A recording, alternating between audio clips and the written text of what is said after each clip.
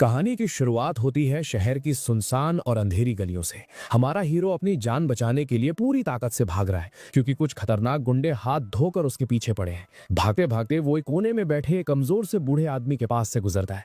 अब सीन बदलता है और वो गुंडा अपनी गैंग के साथ उस बूढ़े आदमी के पास पहुंच जाता है। वो गुस्से और अकड़ में उससे पूछता है, ओए बुढ़े, वो लड़का जो अभी यहाँ से भागा वो किस तरफ गया है? लेकिन वो बूढ़ा आदमी बिल्कुल शांत रहता है, मुंह से एक शब्द नहीं निकलता। ये देखकर गुंडे का दिमाग खराब हो जाता है। वो आओ देखता है ना ताओ, उस बूढ़े आदमी को कॉलर से पकड़कर हवा में उठा लेता है और चिल्लाता है, साले तुझे सुनाई नहीं देता क्या? कब से सवाल पूछ रहा हूं मैं। इसके बावजूद वो बूढ़ा आदमी अभी भी चुप रहता है, जैसे कि वो गूंगा हो। उसकी ये खामोशी उस गुंडे को और भड़का देती है। गुस्से में पागल होकर वो उसे मारने के लिए हाथ उठाता ही है कि तभी गली में एक दमदार आवाज गूंजती है, रुक जाओ, ये वही है, हमारा हीरो वापस आ गया है। उसकी आवाज सुनकर गुंडा रुक जाता है। हीरो पूरी हिम्मत जुटाकर कहता है, जिसको तुम ढूंढ रहे हो वो मैं हूँ, बेकार में दूसरों को परेशान करने की जरूरत नहीं है। हीरो को वहां देखकर गुंडा उस बूढ़े आदमी को साइड में फेंकता है और हैरानी से हीरो की तरफ बढ़ता है। वो हंसते हुए कहता है, अबे ओए लौंडे, तेरी हिम्मत कैसे हुई कि तू सच में वापस लौटकर यहाँ आ गया? बिना कोई मौका दिए वो गुंडा तेजी से आगे बढ़ता है और हीरो के पेट में एक जोरदार घूंसा मारता है। इस हमले से हमारा हीरो अपने घुटनों पर गिर पड़ता है और देखते ही देखते पूरी गैंग ने उसे घेर लिया होता है। गुंडा गुस्से में भड़कते हुए कहता है, बड़ा हीरो बन रहा था ना, ये नाटक बंद कर और जल्दी से पैसे निकाल। तेरी इतनी हिम्मत कैसे हुई कि तू जिन्फा ग्रुप का पैसा दबाने की कोशिश करे? हीरो के पास जवाब देने की ताकत नहीं बची होती। वो जोर जोर से खांस रहा होता है। उस पंच का असर बहुत गहरा हुआ था। दर्द से करहाते हुए हीरो गिड़गिड़ाते हुए कहता है, अरे बड़े भाई लोग, अगले महीने मैं पक्का वादा करता हूँ कि अगले महीने में सारे पैसे वापस कर दूंगा। लेकिन ये सुनकर गुंडे का पारा और चढ़ जाता है। उसका चेहरा गुस्से से लाल हो जाता है और वो हीरो को कॉलर से पकड़कर कहता है, अगला महीना? और इस महीने के पैसों का क्या होगा? अगर तूने पैसे नहीं दिए तो हम तेरा पूरा घर तोड़ कर रख देंगे। घर का नाम सुनते ही हीरो के होश उड़ जाते हैं। वो घबराकर हकलाते हुए कहता है, बड़े भाई, ऐसा ऐसा मत करो प्लीज, मुझे बस कुछ दिन की मोहलत दे दो, मैं पहले से ही पैसे का इंतजाम करने में लगा हुआ हूं। गुंडा उसे वापस जमीन पर पटक देता है और बेइज्जत करते हुए कहता है, तुझे इज्जत क्या दे दी, तू तो सर पे ही चढ़ने लगा। तेरी औकात भी है हमसे मोल भाव करने की? हम तेरे साथ जो चाहे वो करेंगे और तुझे वो सब चुपचाप सहना ही पड़ेगा। इसके बाद वो गुंडा अपनी गैंग के साथ हीरो के घर की तरफ जाने के लिए मुड़ता है। वही हमारा हीरो जमीन पर पड़ा धूल चाट रहा होता है। अचानक उसे रियलाइज होता है और वो खुद से घबराहट में कहता है, बिल्कुल नहीं, मैं इन्हें आगे नहीं जाने दे सकता। अमेई अभी भी घर पर ही है। अपनी गर्लफ्रेंड का ख्याल आते ही हीरो एक मजबूत इरादे के साथ अपने हाथ में पत्थर का टुकड़ा उठाता है और उन गुंडों पर पीछे से अटैक करने के लिए लपकता है। लेकिन किस्मत को कुछ और ही मंजूर था। अगले ही शॉट में हमारा हीरो बुरी तरह हार चुका होता है। वो जमीन पर लेटा हुआ है और उसे इतनी मार पड़ी है कि उसका चेहरा सूजा हुआ है। अब सीन बदलता है शहर की सड़कों पर, जहां तेज बारिश के बीच एक चमचमाती हुई रोल्स रॉयस कार आ रही होती है। और डैम यार, वो कितनी प्यारी लग रही है ना। कार एक जगह आकर रुकती है। एक आदमी अपना पैर बाहर निकालता है, जहां उसका बॉडीगार्ड पहले से ही छाता खोलकर खड़ा होता है। इस आदमी का नाम सन वेन वूग है, जो जिन्फा ग्रुप से है। उसके बगल में एक खूबसूरत लड़की उसके हाथ में हाथ डालकर चल रही होती है। हमारा हीरो उस लड़की को सन वेन वू के साथ देखकर सदमे में आ जाता है। वो यकीन नहीं कर पाता और हैरानी से पूछता है, अमी, तुम इसके साथ क्या कर रही हो? अमी, जो सन वेन वू के और करीब चिपकते हुए रूखेपन से जवाब देती है, मुझे इतने हक से अमी मत बुलाओ, अब मेरे बॉयफ्रेंड यंग मास्टर सन है। ये सुनकर हीरो अंदर से टूट जाता है और रोते हुए चिल्लाकर पूछता है, नहीं, आखिर क्यों? हम दोनों पिछले 10 सालों से एक साथ हैं। इस पर वहां खड़ी अमी की माँ गुस्से और नफरत के साथ ताना मारते हुए कहती है, 10 साल? सही में तुम बड़े बेशरम हो। अगर तुमने उसे इतनी बुरी तरह से जकड़ के नहीं रखा होता तो मेरी बेटी आज न जाने कहां पहुंच गई होती। अपने घुटनों पर बैठा हीरो पुरानी बातें याद दिलाते हुए डेस्परेट प्लीडिंग सवाल करता है, आंटी, आप ऐसी बात कैसे बोल सकती हैं? क्या आप पिछला साल भूल गई जब आपको हार्ट सर्जरी की जरूरत थी? वो मैं ही था जो जिन्फा ग्रुप के दरवाजे पर घुटने टेक कर हाई इंटरेस्ट लोन मांगने गया था। इस पर वो बूढ़ी औरत मुंह बनाते हुए कहती है, हाँ, तू तो बस फालतू में सेंटिमेंटल हो रहा था। तुझे किसने बोला था उधार लेने के लिए? और सुन, वो थोड़े से पैसों की कोई औकात नहीं है। वेन वूलर मुझे जो ये ब्रेसलेट दिलाया है ना, उसकी कीमत तेरे उस लोन से कहीं ज्यादा है। वहीं अमी भी खुद को सही साबित करते हुए डिफेंसिव कहती है, लिन युआन, वो सब तूने अपनी मर्जी से किया था। तू ही तो हमेशा कहता रहता था ना, मैं तुम्हारे लिए कुछ भी कर सकता हूँ। तो अब क्या हुआ? अब वो बात काउंट क्यों नहीं होती? ये सुनकर लिन युआन पूरी तरह बिखर चुका होता है। दर्द और गुस्से में कांपते हुए वो चिल्लाकर कहता है, कॉलेज के पहले साल से लेकर आज तक मैंने तुम्हें सपोर्ट किया। तुमने कहा था कि तुम्हें डिजाइनर बनना है, तो तुम्हारे लिए स्टूडियो खोलने के चक्कर में मैंने अपना घर तक गिरवी रख दिया। क्या तुम ये सब भूल गई? लिन युआन की ये बात सुनते ही वो औरत आगे बढ़ती है और उसे एक जोरदार थप्पड़ मारती है। वो उसे उसकी औकात याद दिलाते हुए गुस्से और नफरत के साथ कहती है, तो क्या हुआ अगर तूने मेरी बेटी को सपोर्ट किया? वो तो बस वही बात हुई कि तू अपनी औकात से बाहर हाथ मार रहा था। अब वो यंग मास्टर सन की है। तेरे जैसे कंगाल को उसे पाने के सपने भी नहीं देखने चाहिए। इसके बाद सन वैन वू लिन युआन के सामने आकर उसे धमकाता है। लिन युआन, बेहतर होगा कि तू अपनी हद में रहे, चुपचाप पैसे वापस कर और यहां से दफा हो जा। अगर तू अब भी उसके पीछे पड़ा रहा ना तो तेरा वो हाल करूंगा कि तू मौत की भीख मांगेगा। सन वैन वू की बात सुनकर लिन युआन अपने दांत भींचता है। एक दर्द भरी हंसी के साथ वो कड़वी सच्चाई को एक्सेप्ट करते हुए कहता है, तो ये बात है, 10 साल की फीलिंग्स, जान बचाने वाला वो एहसान, तुम्हारी नजरों में इन सब की कोई वैल्यू नहीं है। इससे पहले कि अमे कुछ बोल पाती, सन वेन वू उसे कार में बैठने का इशारा करता है और अमे चुपचाप मान जाती है। उसकी माँ उसे कार की तरफ ले जाते हुए कहती है कि लिन युआन का मनहूस चेहरा देखकर ही उसका मूड खराब हो गया। उनके जाने के बाद एक गैंग मेंबर लिन युआन को पीछे से पकड़ लेता है। गैंग का लीडर सन वेन वू से पूछता है कि अब इसका क्या करना है। सन वेन वू एक डरावनी स्माइल के साथ जवाब देता है, वैसा ही करो जैसा हम हमेशा से करते आए हैं। अगले ही पल उस अंधेरी गली में लिन युआन की दर्द भरी चीखें गूंजने लगती हैं। कुछ देर बाद का नजारा दिल दहला देने वाला होता है। लिन युआन जमीन पर अधमरा पड़ा हुआ है। सन वेन वू अपनी कार की तरफ जाते हुए कहता है, ये टूटी हुई टांग, इसे अपना ब्याज समझ लेना। अगर अगले महीने तक पैसे नहीं चुकाए तो अगली बार सिर्फ एक टांग नहीं तोड़ूंगा। चलो बे यहाँ से। सभी लोग वहां से चले जाते हैं और लिन युआन तेज बारिश में सड़क पर अकेला लाचार पड़ा रहता है। तभी वो बूढ़ा आदमी वापस उसके पास आता है। वो लिन युआन को उठाने की कोशिश करता है, लेकिन लिन युआन उसे रोक देता है क्योंकि वो नहीं चाहता कि उसकी वजह से वो गरीब बूढ़ा आदमी भी मुसीबत में आ जाए। लेकिन वो बूढ़ा आदमी एक रहस्यमय अंदाज में लिन युआन से कहता है, हिम्मत मत हारो बेटा, तुम्हारी किस्मत अब पलटने वाली है, तुम्हारा वक्त आ गया है। ये सुनकर लिन युआन दर्द और बेबसी में रोता हुआ ताना मारता है, किस्मत पलटने की बात कर रहे हो? मेरी गर्लफ्रेंड किसी और के साथ भाग गई है और मैं यहाँ गर्दन तक कर्ज में डूबा हुआ हूँ। कैसे करूंगा मैं सब ठीक?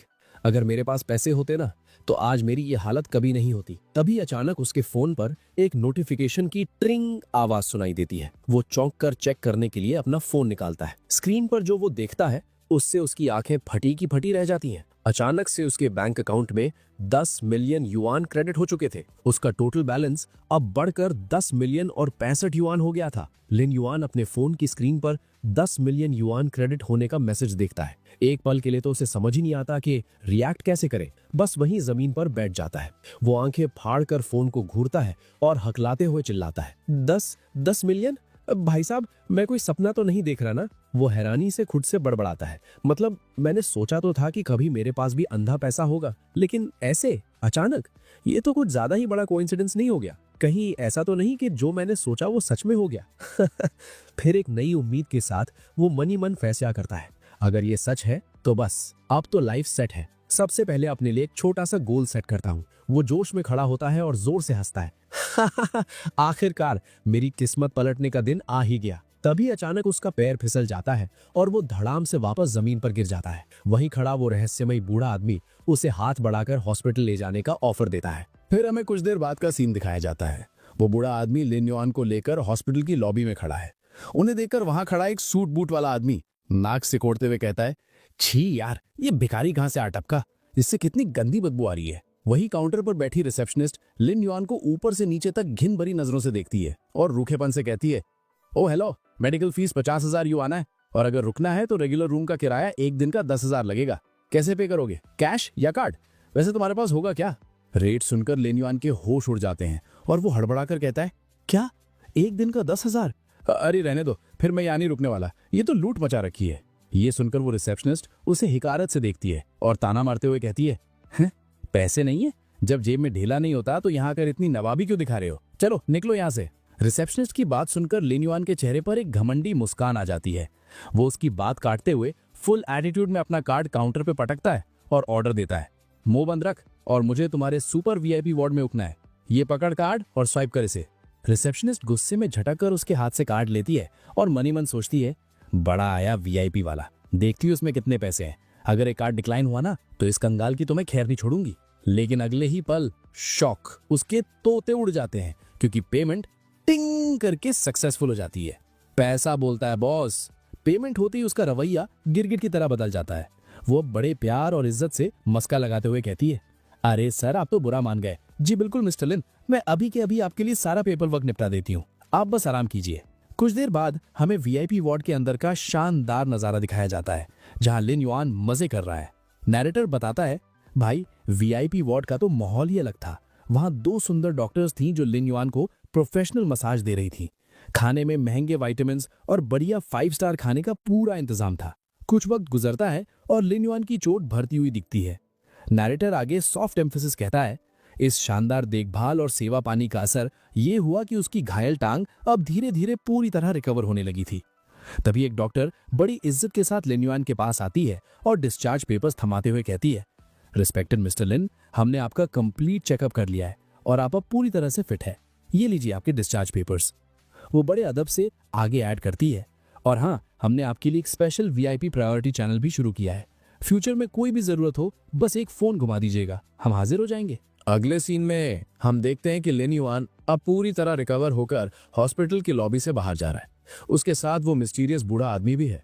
उन दोनों को जाता देख सभी डॉक्टर्स उनकी रिस्पेक्ट में अपना सिर नीचे झुका लेते हैं। अब लिन युआन की आंखों में गुस्सा और बदले की आग दिखाई देती है।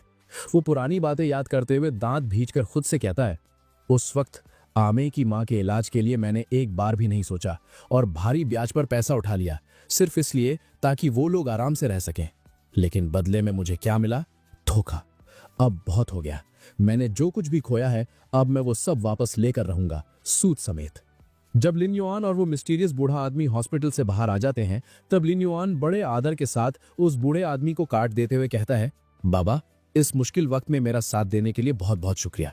प्लीज ये पैसे रख लीजिए, मेरी तरफ से छोटी सी भेंट। बूढ़ा आदमी हड़बड़ा जाता है और मना करते हुए कहता है, अरे ये तुम क्या कर रहे हो बेटा? मैंने तो सच में ऐसा कुछ भी नहीं किया कि मैं ये पैसे लूं। लेकिन लिन युआन एक बड़ी प्यारी मुस्कान के साथ उनका हाथ पकड़कर कहता है, आप ऐसा मत बोलिए बाबा, किसी की छोटी सी मदद का बदला भी दिल खोल कर चुकाना चाहिए। सच कहूं तो मुझे लगता है मेरी किस्मत शायद आपकी वजह से ही पलटी है।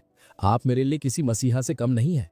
सीन शिफ्ट होता है और हमें एक लाइव स्ट्रीमर दिखाई देता है जो लिन युआन और उस बूढ़े आदमी से थोड़ी दूर खड़ा है। वो अपने फोन में देखकर लाइव ऑडियंस से बात कर रहा है। वो पूरे जोश में कैमरा की तरफ देखकर कहता है, गाइज ऐसा लग रहा है कि आगे कुछ सीन हो गया है, चलो मैं वहां जाकर देखता हूं, शायद हम कुछ कंटेंट मदद कर सके। कैमरे का फोकस जमीन पर गिरे हुए एक बूढ़े आदमी पर जाता है जो दर्द में तड़प रहा है। लाइव चैट में लोग लगातार मैसेजेस भेजने लगते हैं, ओए स्ट्रीमर जाओ मदद करो, डरपोक मत बन, जल्दी कुछ पॉजिटिव एनर्जी दिखा भाई। वहीं पास खड़े लोगों में से एक बंदा मदद करने की बजाय बस कमेंट करता है, अरे लगता है कोई बूढ़ा आदमी बेहोश होकर गिर गया है। लाइव स्ट्रीम पर लोगों के इतने कमेंट्स देखकर एंकर की हालत खराब हो जाती है। उसे डर है कि कहीं ये कोई चाल ना हो। वो थोड़ा हिचकिचाते हुए कैमरा पर कहता है, यार गाइज ये कोई स्कैम तो नहीं है ना? मेरा तो मानना है कि हमें इन सब पंगे में पड़ना ही नहीं चाहिए, कहीं लेने के देने ना पड़ जाए। उसकी ये डरपोक बातें सुनकर लाइव चैट में लोग छे स्ट्रीमर से ये सब हैंडल नहीं होगा लिखकर उसका मजाक उड़ाने लगते हैं। तभी वहां हमारा हीरो लिन युआन पहुंचता है। वो स्ट्रीमर और बाकी तमाशबीनों को धक्का देकर साइड करते हुए तेजी से चिल्लाकर कहता है, हटो सामने से, रास्ता दो मुझे, तमाशा मत बनाओ। बिना एक पल गवाए लिन युआन उस अनजान बूढ़े आदमी को अपनी पीठ पर उठा लेता है और तेजी से हॉस्पिटल की तरफ बढ़ने लगता है। ये देखकर स्ट्रीमर की ऑडियंस हीरो की तारीफ करने लगती है। देखो स्ट्रीमर, असली पॉजिटिव एनर्जी इसे कहते हैं। वहीं दूर खड़ा वो मिस्टीरियस बूढ़ा आदमी ये सब देखकर संतुष्टि से मुस्कुराता है। वो खुद पर नाज करते हुए धीरे से कहता है, मुझे पता था, मेरी परखी हुई नजर कभी गलत नहीं हो सकती। मैंने बिल्कुल सही इंसान को चुना है। सीन हॉस्पिटल के इमरजेंसी रूम में शिफ्ट होता है। डॉक्टर सीरियस होकर फाइल चेक करते हुए लिन युआन को बताता है, देखिए हालत अच्छी नहीं है, पेशेंट को अचानक सेरेब्रल हेमरेज हुआ है, हमें अभी के अभी सर्जरी करनी पड़ेगी वरना इनकी जान नहीं बचेगी। ये सुनकर लिन युआन की आंखों में डिटर्मिनेशन आ जाती है। वो डॉक्टर से दमदार आवाज में कहता है, डॉक्टर यहां एक इंसान की जान का सवाल है, पैसे की टेंशन मत लीजिए, सारा खर्चा मैं उठाऊंगा। लिन युआन का जवाब सुन डॉक्टर प्रोफेशनल टोन में बात खत्म करते हुए कहता है, ठीक है समझ गया, आगे का हम संभाल लेंगे मिस्टर लिन। इस बीच नर्स और स्टाफ पेशेंट को स्ट्रेचर पर लेकर ऑपरेशन थिएटर की तरफ बढ़ जाते हैं। जब लिन युआन वहां से निकल रहा होता है तब डॉक्टर उसे हैरानी से देखता है और हल्का सा मुस्कुराकर ताना मारते हुए कहता है, लगता है जेब में पैसे आते ही इंसान का कॉन्फिडेंस भी 7वें आसमान पर पहुंच जाता है। हाँ? हॉस्पिटल का सीन खत्म होता है और हमारा हीरो बाहर निकलता है। वो हॉस्पिटल के मेन गेट की सीढ़ियों पर आकर रुकता है। धूप उसके चेहरे पर पड़ रही है और वो पहले से काफी रिलैक्स्ड और कॉन्फिडेंट दिख रहा है। थोड़ी देर वहां खड़े रहने के बाद उसके चेहरे पर एक सुकून भरी मुस्कुराहट आ जाती है। वो मन ही मन खुशी महसूस करते हुए सोचता है, पैसे की चिंता ना होने वाली ये फीलिंग सच में कितनी कमाल की है यार। ऐसा लग रहा है जैसे सर से कोई भारी बोझ उतर गया हो। इसके बाद वो भीड़ भाड़ वाली सड़क की तरफ बढ़ जाता है। चलते हुए वो खुद से वादा करता है और सोचता है, अब मैं वो पहले वाला हारा हुआ लूजर नहीं रहा जो कर्ज के बोझ तले दबा हुआ था और जिसके पीछे लोग भागते रहते थे। अब मेरा वक्त बदल चुका है। सीन शिफ्ट होता है और लिन युआन अपने अपार्टमेंट कॉम्प्लेक्स के नीचे पहुंचता है, लेकिन वहां पहुंचते ही ऊपर से वो खड़ूस मकान मालकिन की गुस्से भरी आवाज गूंजती है। वो खिड़की से चिल्लाते हुए कहती है, लिन युआन, तू गरीब कंगाल, जल्दी से मेरा किराया चुका वरना आज तेरा सारा सामान बाहर फेंक दूंगी। इसके साथ ही ऊपर से उसका सामान फेंका जाने लगता है। तभी एक फोटो फ्रेम तेजी से हवा को चीरते हुए नीचे आता है और जमीन पर गिरकर छपाक से टूट जाता है। कैमरा उस टूटे हुए फ्रेम पर फोकस करता है। ये लिन युआन की सबसे कीमती चीज थी, उसकी फैमिली फोटो जिसमें वो अपने मम्मी पापा के साथ खुश दिख रहा था। लिन युआन बिना कुछ बोले आगे बढ़ता है और उस टूटे हुए फ्रेम को उठा लेता है। उस तस्वीर को देखकर वो बिल्कुल शांत हो जाता है, लेकिन उसकी आंखों में एक गहरा दर्द और गुस्सा साफ दिखाई देता है। तभी वहां उसका एक पड़ोसी हड़बड़ाते हुए आता है। वो लिन युआन को देखकर परेशानी में पूछता है, अरे लिन युआन, तू पिछले कुछ दिनों से कहां गायब था भाई? वो बुढ़िया तुझसे किराया लेने के लिए पागल हुई पड़ी है और तुझे ढूंढ रही है।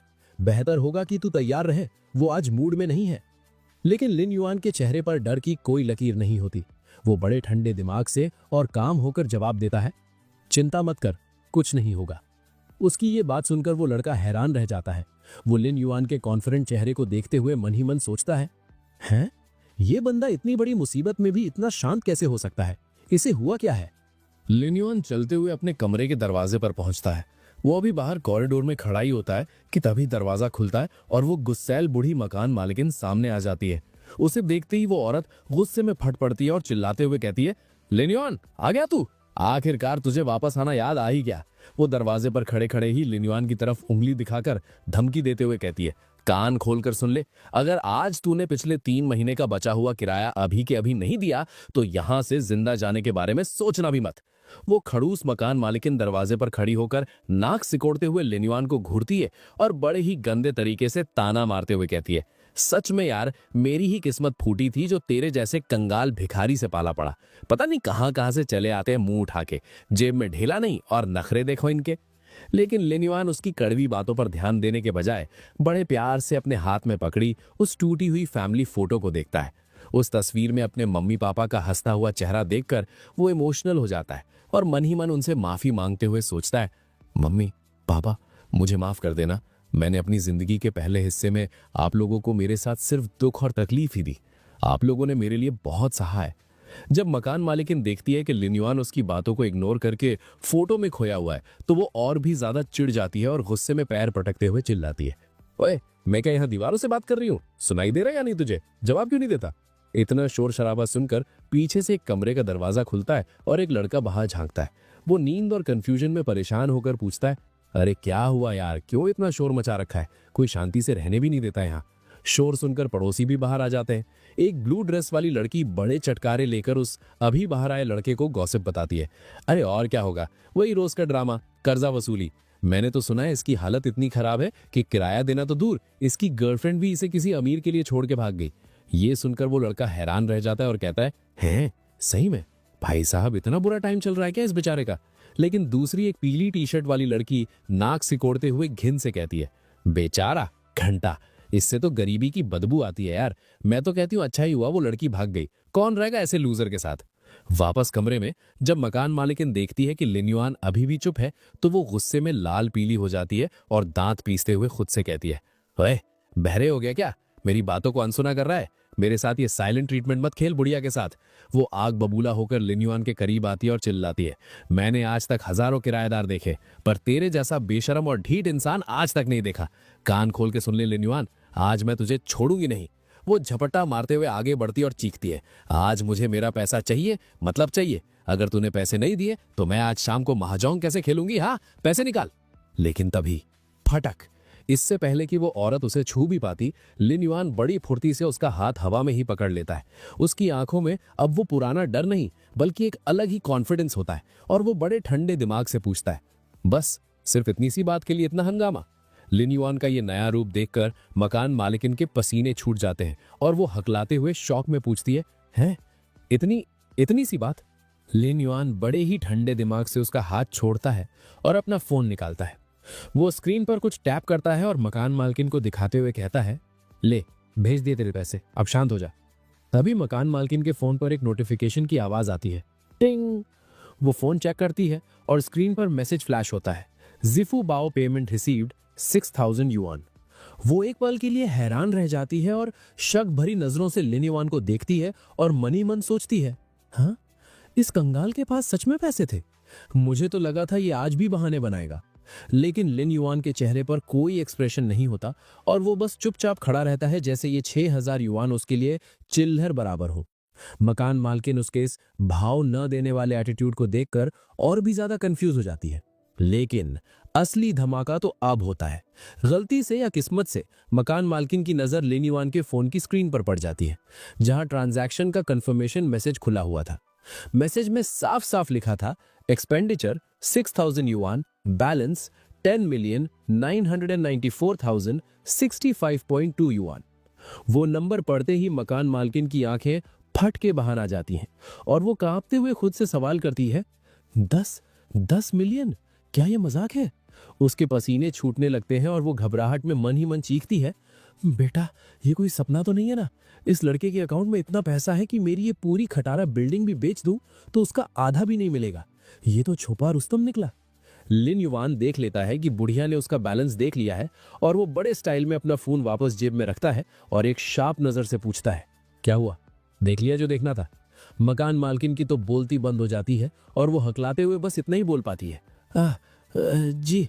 तभी लिन युआन के दिमाग में एक शैतानी आइडिया आता है और वो एक शैतानी मुस्कुराहट के साथ, प्लेफुल मैनेस के साथ कहता है, वैसे मैंने नोटिस किया है कि तुझे किराया वसूलने का बड़ा शौक है, तो मेरे दिमाग में एक आइडिया आया है। मकान मालकिन डर के मारे पूछती है, क्या क्या करने वाले हो तुम? लिन युआन सीधा उसके चेहरे पर बॉम्ब फोड़ता है, मैं तुझे जिंदगी भर किराया वसूलने का मौका देने वाला हूं। मैं ये अपार्टमेंट खरीद रहा हूं। मकान मालकिन को तो अपने कानों पर यकीन ही नहीं होता। क्या खरीद रहे हो? लेकिन पीछे खड़े पड़ोसी, जिन्हें 10 मिलियन वाली बात नहीं पता थी, ये सुनकर जोर जोर से हंसने लगते हैं और लिन युआन का मजाक उड़ाने लगते हैं। वो व्हाइट टी शर्ट वाला लड़का ताना मारते हुए कहता है, ओए गांव वाले, लगता है अभी जो थोड़े बहुत पैसे हाथ लगे हैं वो जेब में जल रहे हैं ना?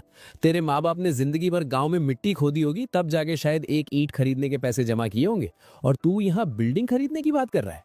वो ब्लू ड्रेस वाली लड़की भी जहर उगलते हुए कहती है, सही कहा, इसकी औकात यहाँ का टॉयलेट खरीदने की भी नहीं है। जा वापस अपने मम्मी पापा से खाद के पैसे मांग कर ला, फिर बड़ी बड़ी बातें करना। वो तीसरी लड़की भी चिल्लाकर कहती है, निकम्मा कहीं का, बिल्कुल अपने इनकॉम्पिटेंट माँ बाप पर गया है, निकल यहाँ से, हमारी जगह गंदी मत कर।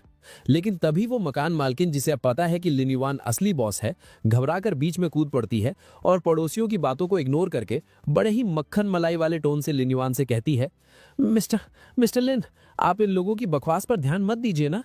वो गिड़गिड़ाते हुए ऑफर देती है, देखिए इस पूरी बिल्डिंग की मार्केट प्राइस वैसे तो 4.5 मिलियन है, लेकिन अगर आप इसे सच में चाहते हैं तो हम बात कर सकते हैं।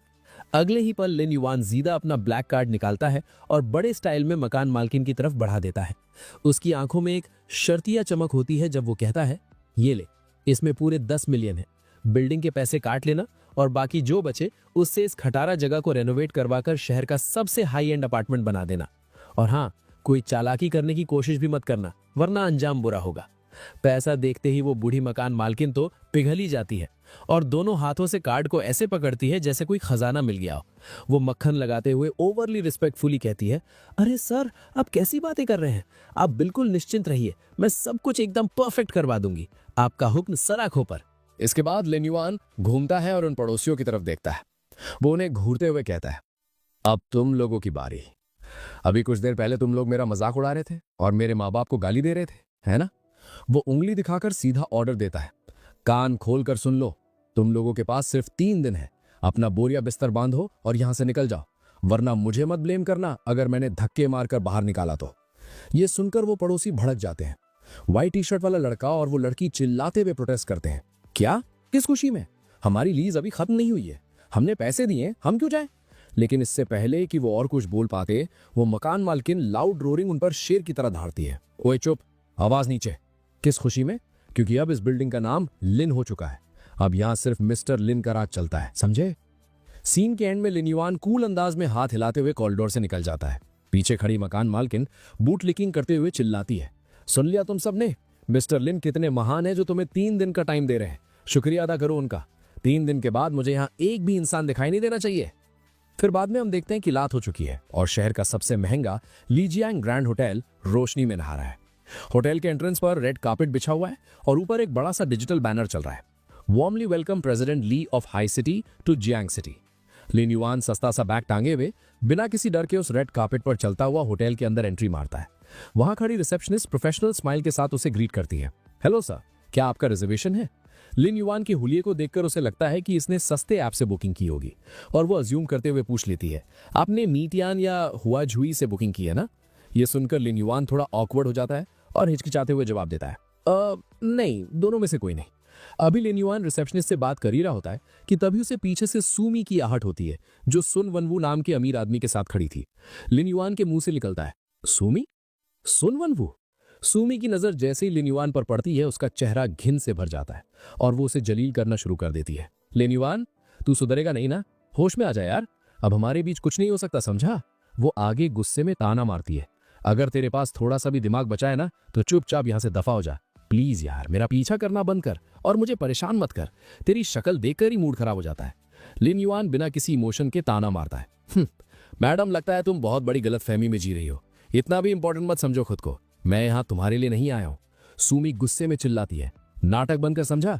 तू यहां मेरा पीछा करते हुए आया है ताकि घुटनों पर बैठकर मुझसे माफी मांग सके और हम वापस साथ हो जाए, है ना? झूठ मत बोल। पीछे खड़ा सुन वनवू हंसते हुए भड़काता है, अरे डार्लिंग, क्यों ना ऐसे सच में घुटनों पर बिठाया जाए, जरा मैं भी तो देखूं कि ये सिंप कुत्ते की तरह भौंकता कैसा है। लिन युआन का गुस्सा बढ़ जाता है और वो दांत भींच कर कहता है, तुम लोग अब हद पार कर रहे हो, किसी को इतना भी मत सताओ कि वो। लेकिन तभी 3-4 तगड़े गुंडे आ टपकता है और लिन युआन के कंधे पर हाथ रखकर धमकाते हैं, अबे ओए, तो क्या उखाड़ लेगा तू? हाँ, शुक्र मना कि हमने अभी तक तेरी टांगे तोड़कर हाथ में नहीं दी है लिन डेडबीट। वो गुंडा पूछता है, बहुत उड़ रहा है ना तू? बोल, पैसे का इंतजाम हुआ या आज तेरा दी एंड कर दे यहां सबके सामने? सू में घमंड में चूर होकर लिन युआन को धमकाती है, सुन बेकंगाल, आज यंग मास्टर सुन यहाँ एक बहुत बड़े वीआईपी को रिसीव करने आए हैं, चुपचाप कोने में पड़े रहना, अगर कोई गड़बड़ की ना तो तुझसे बुरा हाल किसी का नहीं होगा।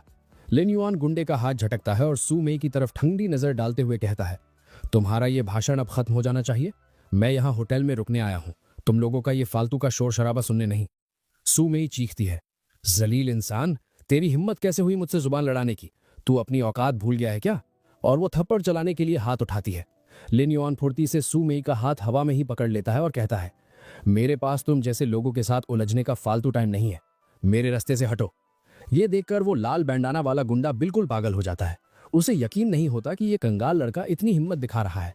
वो गंदी गाली देते हुए चिल्लाता है, फक, अबे कूड़े के ढेर, तू हमें इग्नोर करके कहां जा रहा है? लगता है तेरी खाल में आज कुछ ज्यादा ही खुजली हो रही है। और वो पूरी ताकत से मुक्का जड़ देता है, रुक साले, अभी बताता हूं तुझे। लेकिन इससे पहले कि वो मुक्का लिन युआन के चेहरे पर लगे, वहां किसी की आवाज गूंजती है जो कि उस गुंडे को रुकने के लिए कहती है। ये आवाज सुनते ही गुंडे का हाथ हवा में ही जम जाता है। सुन वेनवू, सू मेई और बाकी लोग हड़बड़ाकर दरवाजे की तरफ देखते हैं, जहां जिन्फा ग्रुप का सबसे बड़ा पार्टनर प्रेसिडेंट ली टियानयांग अपने बॉडीगार्ड्स के साथ खड़ा होता है। सुन वेनवू उन्हें देखते ही हकलाने लगता है, ली? प्रेसिडेंट ली? उसे गलतफहमी हो जाती है कि प्रेसिडेंट ली इस शोर शराबे और कचरे को देखकर गुस्सा हो गए हैं, इसलिए वो तुरंत मक्खन लगाने के लिए आगे बढ़ता है, अपने बॉडीगार्ड्स को इशारा करता है और लिन युआन की तरफ उंगली दिखाकर चिल्लाता है, पकड़ो इसे। इशारा मिलते ही बॉडीगार्ड्स लिन युआन को कंधों से जकड़ लेते हैं और घसीटकर बाहर फेंकने लगते हैं। सुन वेनवू सफाई देते हुए बोलता है, प्रेसिडेंट ली, माफी चाहता हूं, ये आदमी एक सड़क छाप डेडबीट है, इसने हमारे पैसे नहीं लौटाए और ऊपर से यहाँ तमाशा कर रहा है। फिर पूरे कॉन्फिडेंस में कहता है, आप चिंता मत कीजिए, ये कचरा आपकी आंखें गंदी कर रहा है, मैं अभी इसे लात मारकर बाहर निकलवाता हूँ।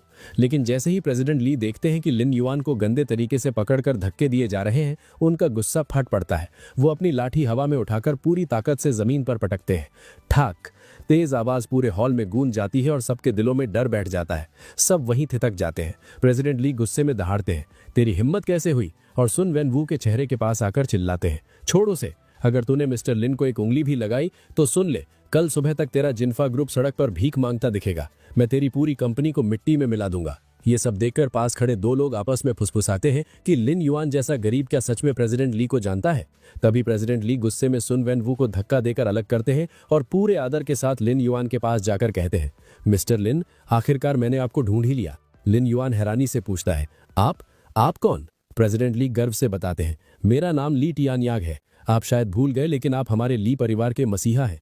फिर पुरानी बात याद दिलाते हैं, जिस दिन मेरे पिता सड़क पर बेहोश होकर गिर गए थे, उनकी जान आपने ही बचाई थी। आपने चुपचाप 1,20,000 युआन का बिल भरा और बिना नाम बताए चले गए। ये सुनते ही सुन वेन वू बीच में टोकता है और कहता है कि ये नामुमकिन है। वो तुरंत फोन निकालकर लिन युआन का कर्ज वाला प्रोफाइल प्रेसिडेंट ली के सामने दिखाता है।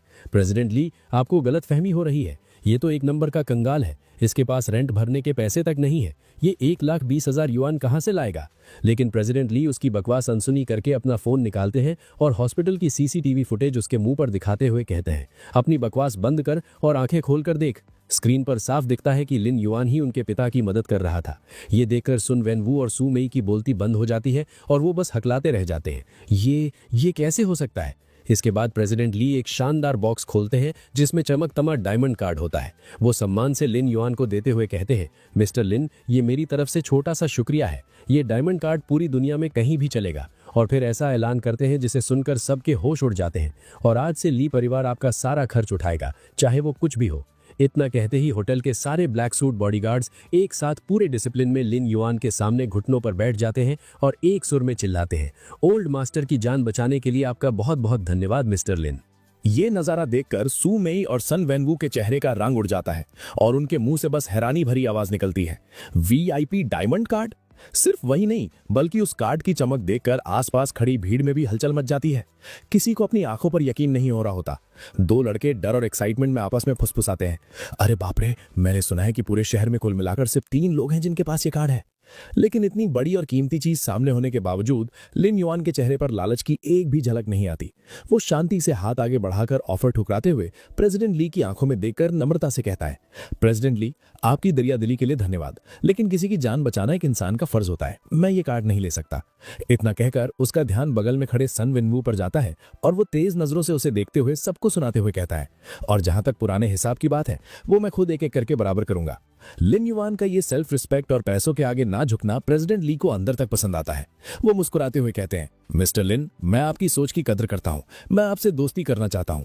ये समझते हुए कि लिन युआन एहसान नहीं लेगा, प्रेसिडेंट ली तरीका बदलते हैं और बॉक्स आगे बढ़ाते हुए कहते हैं, तो फिर इसे दोस्तों के बीच एक तोहफा समझकर रख लीजिए, या फिर आपको लगता है कि हमारी ली फैमिली आपकी दोस्ती के लायक नहीं है?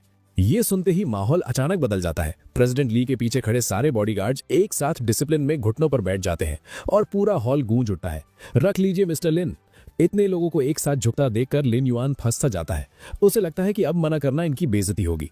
थोड़ी ऑकवर्ड फीलिंग के साथ सिर खुजलाते हुए वो कहता है, मेरा वो मतलब नहीं था। ठीक है, अगर ऐसी बात है तो मैं इसे फिलहाल रख लेता हूं। लिन युआन की हाँ सुनते ही सबके चेहरों पर राहत आ जाती है और प्रेसिडेंट ली हंसते हुए कहते हैं, ये हुई ना बात। एक तरफ जहां प्रेसिडेंट ली और लिन युआन के बीच दोस्ती पक्की हो रही होती है, वहीं दूसरी तरफ सू मेई की जलन अब भी शांत नहीं होती। वो दूर खड़ी नाक सिकोड़ते हुए खुद से बुदबुदाती है, इस कचरे की किस्मत आज कुत्ते के गोबर पर गिर गई है। लेकिन तभी माहौल फिर बदलता है। प्रेसिडेंट ली सू मेई को पूरी तरह इग्नोर करके सन वेन वू की तरफ देखते हैं और ठंडे लहजे में पूछते हैं, तुम सन वेन वू हो राइट?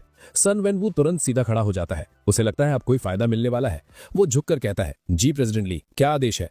प्रेसिडेंट ली बिना किसी इमोशन के बोलते हैं, मेरा प्रेसिडेंशियल स्वीट तुरंत मिस्टर लिन के नाम ट्रांसफर करो। सर्विस मेरे स्टैंडर्ड्स की होनी चाहिए और बिल मैं खुद पे करूंगा।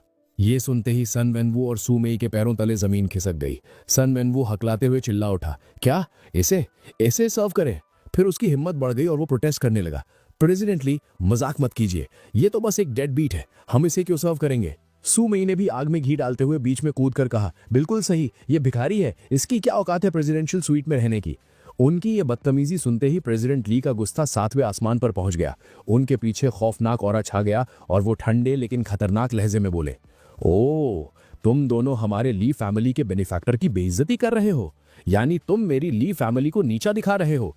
और इससे पहले कि सन वेन वो कुछ समझ पाता, प्रेसिडेंट ली ने सीधा बम फोड़ दिया।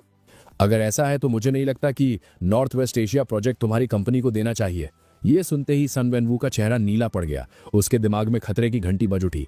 सन ग्रुप के साल भर के ऑर्डर्स का 70% ली फैमिली से आता है।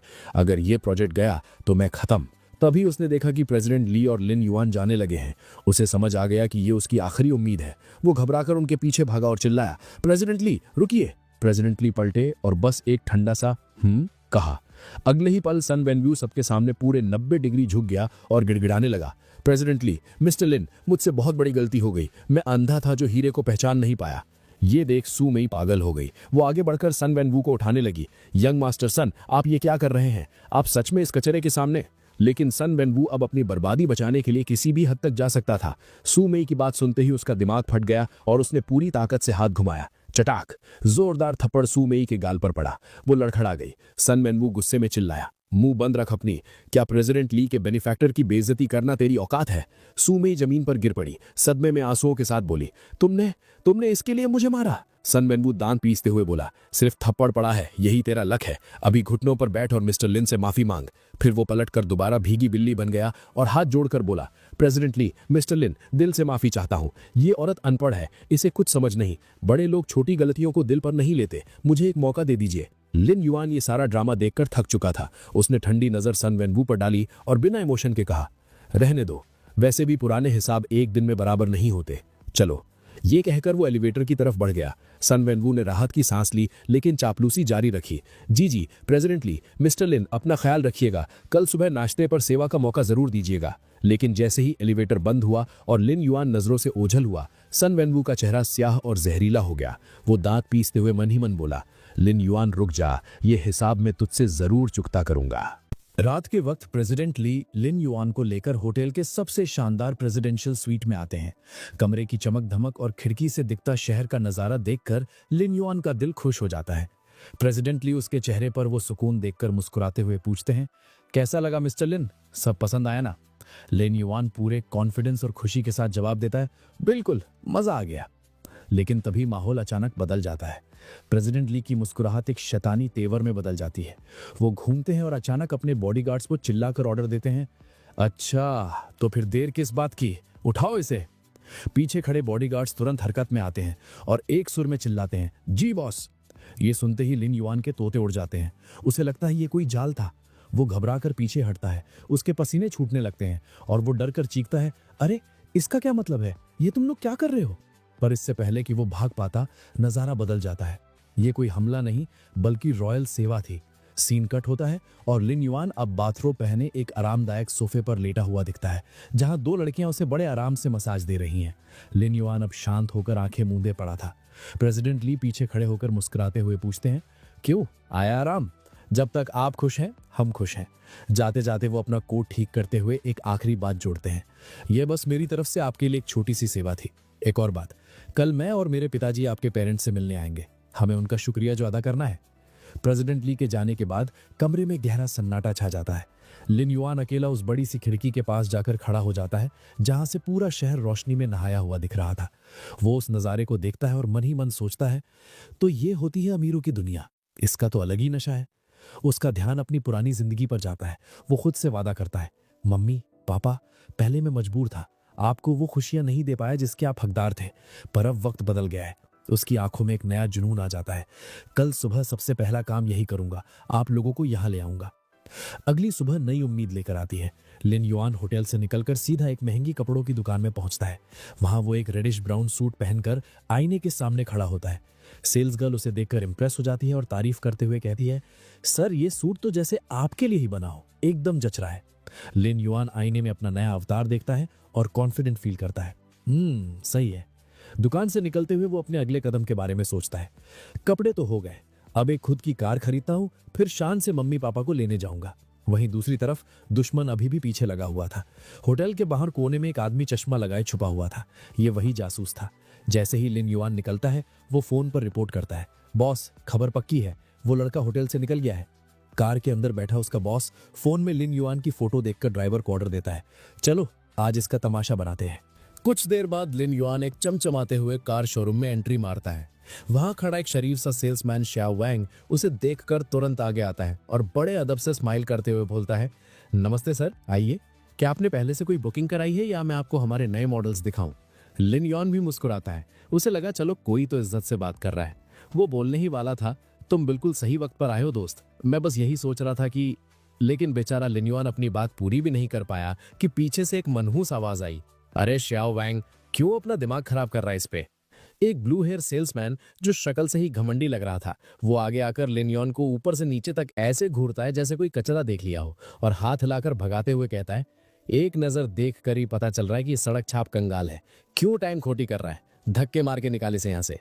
लिनयॉन हैरानी से उसे देखता है, पर गुस्सा पीते हुए शांति से जवाब देता है, भाई मैं यहाँ कार खरीदने आया हूँ।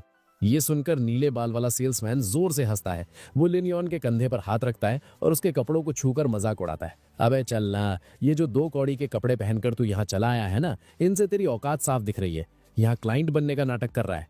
अब लिनयॉन का दिमाग खराब हो जाता है। वो गुस्से में उस बदतमीज सेल्समैन का हाथ झटक देता है और ठोस आवाज में कहता है, मुझे तुमसे बात करने में कोई दिलचस्पी नहीं है, हटो यहाँ से। ये देखकर सेल्समैन का ईगो हर्ट हो जाता है। वो गुस्से में आगे बढ़ता है और चिल्लाता है, तू। लेकिन इससे पहले कि सेल्समैन कुछ और कर पाता, अचानक दरवाजे की तरफ से एक तीखी और जानी पहचानी आवाज आती है, अरे वाह, जरा मैं भी तो देखूं कौन सा बदबूदार भिखारी आजकल इतना घमंड दिखाने लगा है। सबकी नजरें उधर घूम जाती हैं। दरवाजे से सन वेन वू, सू मेई और उनके गुंडे शान से अंदर आते हैं। लिनयॉन को वहां देखकर सन वेन वू के चेहरे पर एक शैतानी मुस्कुराहट आ जाती है। वो ताना मारते हुए कहता है, मैं सोच ही रहा था कि ये कौन है, पता चला ये तो वही अपना कंगाल लिनयॉन है। सन वेन वू को देखकर वो नीले बाल वाला सेल्समैन तुरंत भीगी बिल्ली बन जाता है और झुककर सलाम ठोकता है, यंग मास्टर सन, आप आ गए। सन वेन वू के बगल में खड़ी सू मेई ने आंखों पर काला चश्मा लगाया हुआ था। वो चश्मे को थोड़ा नीचे करके लिनयॉन को घूरती है और बड़े नखरे से बोलती है, तुम्हें सच में लगता है कि तुम्हारी औकात है यहाँ आकर माईबैक जैसी गाड़ी देखने की। ये सुनते ही सन वेन वू आगे बढ़ता है और लिनयॉन के जख्मों पर नमक छिड़कते हुए कहता है, मैं तुझे बता रहा हूं, ये गलतफहमी पालना बंद कर दे कि प्रेसिडेंट ली के साथ चिपक गया तो तेरी किस्मत बदल गई। कचरा हमेशा कचरा ही रहेगा। इसके बाद वो जानबूझकर सू मेई को अपनी बाहों में भरता है और लिनयॉन को जलाते हुए बोलता है, जिस लड़की के पीछे तूने अपने 10 साल बर्बाद कर दिए, वो अब मेरी मंगेतर है। लिनयॉन, तेरे बस की बात नहीं है ये सब। सू मेई भी नखरे दिखाते हुए सन वेन वू के सीने से लग जाती है और मक्खन लगाते हुए कहती है, आप भी ना ब्रदर सन, आप क्यों बेकार में इस कचरे से अपनी तुलना कर रहे हैं।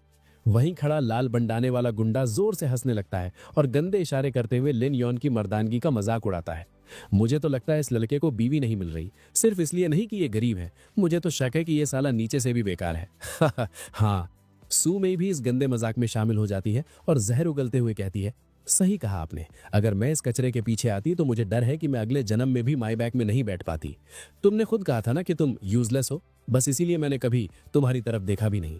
इतनी बेइज्जती सुनकर भी लिनयॉन का चेहरा शांत रहता है। वो उन्हें पूरी तरह इग्नोर करके आगे बढ़ता है और एक चमचमाती हुई कार के पास जाकर रुकता है और ठंडे दिमाग से कहता है, तुम बिल्कुल सही कह रही हो, अगर तुम मेरे पीछे आती तो सच में तुम इस जन्म में माईबैक में नहीं बैठ पाती। फिर उसने अपनी उंगली से पीछे खड़ी कार की तरफ इशारा किया और एक दमदार जवाब दिया, क्योंकि जो मैं खरीद रहा हूं वो वाली कार है। सबकी नजरें उस कार पर जाती हैं। वो थी Bugatti night shadow global limited number 1, कीमत 130 मिलियन युआन। ये देखकर सन वेन वू जोर से ढाका मारता है। दिन दहाड़े खुली आंखों से सपने देख रहा है। अगर तू अपनी 3 पुश्तों के पैसे भी जमा कर ले, तब भी मुझे शक है कि तू उसका एक दरवाजा भी नहीं खरीद पाएगा, और तू पूरी बुगाटी की बात कर रहा है। वहीं नीले बाल वाला सेल्समैन का चेहरा सख्त हो जाता है और लिनयॉन को धमकी देता है, मैं तुझे आखिरी 5 सेकंड देता हूं, अपनी शक्ल लेकर दफा हो जाए यहां से, वरना मुझे बुरा बनने पर मजबूर मत करना। लेकिन फिर अगले ही पल लिनयॉन ने उसे ऐसे इग्नोर किया जैसे वो वहां है ही नहीं। वो घूमता है और सीधा उस शरीफ सेल्समैन शाओ वैंग को बुलाता है। शाओ वैंग, ये डील तुम फाइनल करो। शाओ वैंग हकबका जाता है, मैं? लिनयॉन बिना किसी झिझक के अपना वीआईपी डायमंड कार्ड निकालता है और मशीन पर टैप करके स्लाइड करता है, और तभी मशीन से आवाज आती है, बीप। सबके दिलों की धड़कन रुक जाती है जब मशीन अनाउंस करती है, ट्रांसफर सक्सेसफुल, 130 मिलियन युआन। इससे शोरूम में सन्नाटा छा जाता है। सन वेन वू, सू मेई और बाकी सेल्समैन की आंखें फटी की फटी रह जाती हैं और उनके मुंह से बस एक ही शब्द निकलता है, क्या? ये सब देख नीले बालों वाला सेल्समैन सदमे में था। उसे यकीन नहीं हो रहा था कि उसने अभी क्या देखा। वो हैरानी से कहता है, नहीं यार, ये कैसे हो सकता है? वो तो पक्का एक। अभी वो अपनी बात पूरी भी नहीं कर पाया था कि अचानक पीछे से टक टक हील्स की आवाज आई और अगले ही पल एक सनसनाता हुआ थप्पड़ उसके सर पर पड़ा।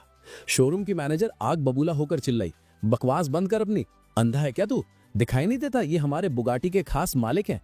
थप्पड़ जड़ने के बाद मैनेजर तुरंत लिन युवान की तरफ घूमी और चेहरे पर मिठास लाते हुए बोली, अरे आप मिस्टर लिन है ना? आपसे मिलकर बड़ी खुशी हुई। हमारी दुकान पर भरोसा करने के लिए आपका बहुत बहुत शुक्रिया। फिर उसने पास खड़े श्याओ वैंग से कहा, और श्याओ वैंग, तुम्हारी सर्विस देखकर मैं बहुत खुश हूं।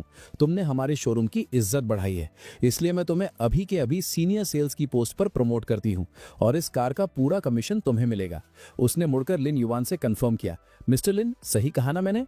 श्याओ वैंग बेचारा खुशी के मारे रोने जैसा हो गया। वो झुककर बोला, thank you manager, thank you mister Lin.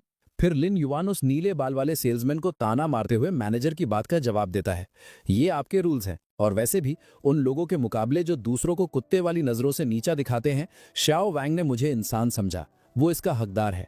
Manager ने हामी भरते हुए कहती है, मिस्टर लिन, आप बिल्कुल सही कह रहे हैं। इसके तुरंत बाद मैनेजर तुरंत उस नीले बाल वाले सेल्समैन की तरफ उंगली उठाती है और चीख कर फैसला सुनाती है, सुना तूने? तू नौकरी से फायर्ड है। वो सेल्समैन सदमे में क्या चीख उठा। अपनी बर्बादी देखकर वो तुरंत मैनेजर के सामने गिड़गिड़ाते हुए कहता है, नहीं मैनेजर, मुझे पता है मैं गलत था, मैं मरने लायक हूं, मैंने लोगों को देखने में गलती कर दी, प्लीज मुझे मत निकालिए, बस एक और मौका दे दीजिए, सिर्फ एक बार। जब मैनेजर ने गुस्से में मुंह फेर लिया तो वो भागकर लिन युआन के रास्ते में आ गया और घुटनों के बल घिसटते हुए हाथ जोड़कर रोने लगा। मिस्टर लिन, मेरे दादाजी, माफ कर दो मुझे, ये मैं था जो अंधा हो गया था, मेरी आंखें कुत्तों जैसी हो गई थी जो मैंने आपको नहीं पहचाना। आप तो बड़े दिल वाले हो, प्लीज एक बार सिफारिश कर दो ना, मैं ये नौकरी नहीं खो सकता। लेकिन लिन युआन ने उसकी तरफ देखना भी जरूरी नहीं समझा और ठंडे दिमाग से बस इतना कहा, मेरे रास्ते से हटो। और अगले ही पल हम देखते हैं कि सिक्योरिटी गार्ड्स उस सेल्समैन को बाहर का रास्ता दिखाने के लिए उसे उठाकर ले जा रहे होते हैं। वहीं वो सेल्समैन अभी भी चिल्ला चिल्लाकर अपनी गलती की माफी मांगते हुए कहता है, मैनेजर, मैं आपके पैर पड़ता हूं, मुझे एक चांस दे दो, मेरे सर पर अभी लोन बाकी है, मैं सड़क पर आ जाऊंगा। इस ड्रामे के बाद मैनेजर लिन युआन को रोककर एक और खुशखबरी देती है। वो बड़े प्यार से कहती है, मिस्टर लिन, हमारे शोरूम का एक नियम है, बुगाटी नाइट शैडो खरीदने पर हम आपको 30 दिन के लिए एक एक्सक्लूसिव ब्यूटी कार मॉडल और ड्राइवर सर्विस गिफ्ट करते हैं। तभी मैनेजर कार के पास खड़ी एक लड़की को इंट्रोड्यूस करते हुए कहती है, ये है miss Kinmo, world car model champion. ये नजारा देखकर सुन वेनवू का दिमाग सुन्न पड़ जाता है, उसकी आंखें फटी की फटी रह जाती हैं। अबे ये कैसे? जलन के मारे सुन वेनवू आगे बढ़ता है, लेकिन सिक्योरिटी गार्ड्स तुरंत उसे रोकते हुए कहते हैं, सर पीछे हटिए, सिर्फ डिस्टिंग्विश्ड बुगाटी ओनर ही मिस किन के करीब जा सकते हैं। ये सुनते ही सुन वेनवू वहीं खड़ा रह जाता है। गुस्से और बेइज्जती से उसका चेहरा तमतमा उठता है। वो दांत पीसते हुए मन ही मन कहता है, वो कचरा, पक्का उसने ये सब प्रेसिडेंट ली की पहुंच लगाकर हासिल किया है। लानत है, ये सब कुछ असल में मेरा होना चाहिए था।